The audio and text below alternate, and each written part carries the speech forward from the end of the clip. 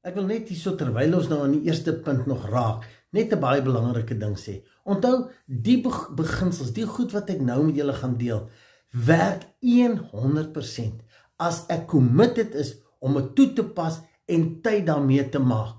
Dit gaan nie vir jou help as jy sê, o, het is oulikjes, nee, het maak sin, ja, ek verstaan dit, en jy gaan aan met jou normale gewoontetjies, normale gedagtes hier. Nee, jy sal 'n definitiewe keuse moet maak. Byvoorbeeld as daar goed is wat jy ontdek, wat jou joy steel, jy sal moet kies om daarmee te breek. Ek praat uit ondervinding. Hoeveel keer al stap ek en dan is daar gedagte, miskien negatief oor 'n persoon, dan besef ek, maar dit sit my in 'n ander frekwensie.